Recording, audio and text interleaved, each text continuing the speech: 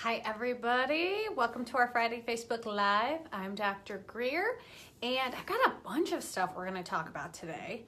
First off, if you noticed at the top of the page, the banner's a little bit different. Obviously, if you're watching this in a month or 2 months, that won't apply, but it's June 8th right now, and the banner at the top of the page is advertising my signature weight loss course, Stop Cutting Calories. I'm so excited to be rolling that out for you guys. You may have noticed my face get thinner and thinner on these videos as we progress. I've lost 45 pounds in the last couple of years. So I wanted to share everything I knew about that because weight loss is really hard and the strategies I used are not what I learned in med school. Totally different stuff. If you're interested at all, just click on the link. It'll take you to a page with all the information, and you can always email me or message me to ask questions too. That course is only going to be available through the end of next week. Not very long, so it's a limited time thing. Check it out if you're interested or email me. So that's number one. Number two, CoolSculpting. We are now scheduling consultations. So awesome. I had it done on my arms this morning and then literally ran and injected Botox into a patient. Okay, I didn't run. I walked down the hall. But that is how easy it is, right? Arms, see? No redness, no bruising. You can see some marker on there. I actually did a live video while I was having it done. There's a little tugging and pulling when the machine suctions on, and then it's really cold. And it feels like a little sensitive now. I wouldn't even call it sore. If I wanted to go for a run or operate, I could do both of those things. So literally no downtime. Very exciting. If you are interested in fat reduction with absolutely no downtime and it's non-invasive, call us. We're taking consultation appointments now. Very exciting. All right, so that brings us to our viewer questions. And we had a couple viewer questions this week, which is very exciting. The first question is, what is a vampire facial? This was pretty big in the news last month. Kim Kardashian got a vampire facial and of course did a selfie of her face all blood smeared. So excellent question. Vampire facials are a trade name. There's also the vampire facelift. And basically what they are is PRP, that's platelet-rich plasma. And then it's either injected or applied. So platelet-rich plasma has been in the news a lot in the last couple of years, and I've actually got a blog post coming up in the next month that will explain a little bit more about it. But basically what happens is we take some of your blood, we spin it down, and we separate out all the platelets. Platelets are little molecules, not even cells, they're just molecules that help your blood clot, but they also have a lot of growth factors.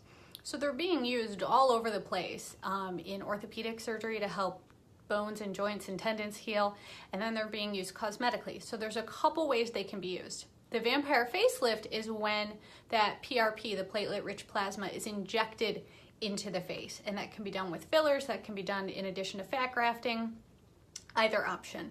The facial is more of a topical application. I think what Kim Kardashian did was have a microneedling treatment where little needles poke holes in your skin, or you could do a profractional or Fraxel laser to get the same effect. Basically, you're making little holes in the skin and then applying that so it can soak in. Does it work?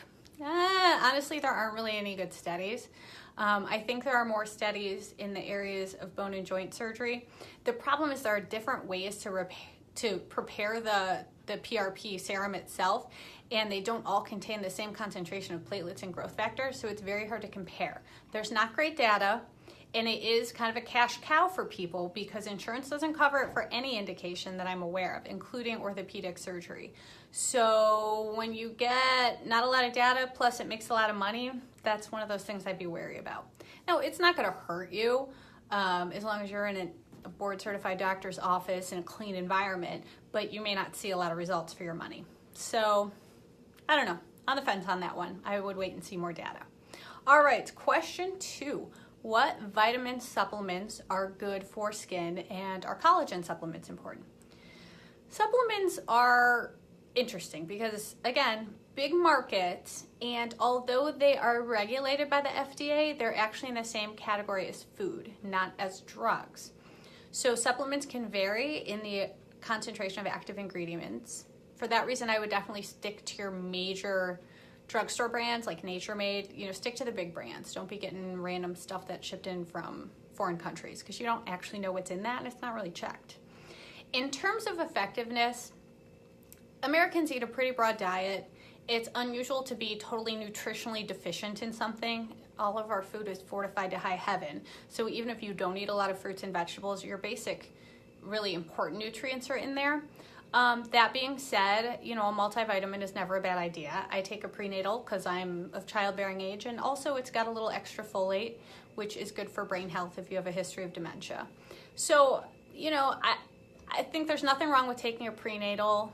If you're getting into other supplements for other reasons, just be kind of cautious about the reasons and whether there's good data or not. I know a lot of people take fish oil or biotin. Those are actually things I take too for brain health, and you know, they're certainly not going to hurt me. But when you get into skin and hair and nails, it's a question of how much money are you spending, because generally what your body does with all those vitamins you don't need is you just pee them out. So you have very expensive vitamin enriched pee. There you go. It's certainly not going to hurt you as long as you're getting, you know, a well-known brand at a major drugstore.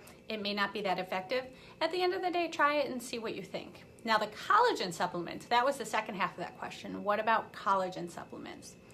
And those, there's no scientific reason they should work, and let me explain to you why. Collagen is a protein, and proteins are long chains of amino acids.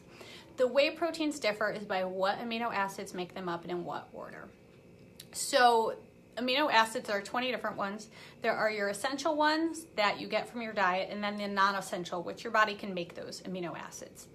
And there's only a few essential ones. I don't remember what they are. Biochemistry was a long time ago, but it's not hard to get them in a diet if you eat any protein.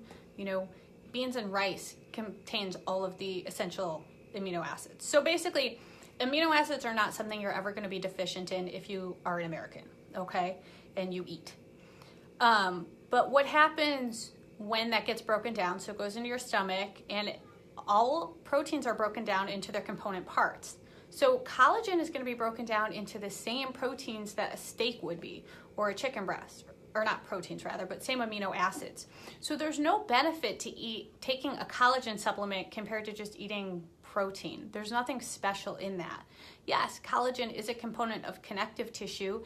It makes up joints, it makes up cartilage, but the thing is, once you eat it, your body digests it into the same building blocks that it does any other form of protein, like a pork chop. So why take an expensive supplement when it's going to be broken down into the same stuff as the protein that you take in otherwise? So collagen in and of itself, I would not waste my money on. You know, other vitamins and supplements and nutrients, try them if you want, but collagen, it's just protein. If you need more protein, take a protein powder, or eat some nuts, or eat some steak, or eat some black beans and rice. There are a lot of great, much cheaper options that are delicious. So that is my take on vitamins and nutrients. Ask 10 different doctors, you may get 10 different answers. But in general, if you eat a reasonably varied diet, you're good to go there. And if you're not sure, you can take a multivitamin, and at worst, you're wasting some money. I hope you guys enjoyed the questions today. We will request more questions next week, usually Wednesdays and Thursdays. You can check out the blue graphic that my assistant Rachel posts. And then if you put your questions in the comments there, I will get to them. I love answering questions. And I hope you guys have a fantastic weekend. If you want to call and set up a CoolSculpt consultation, our phone number is 440-974-8577. Take care.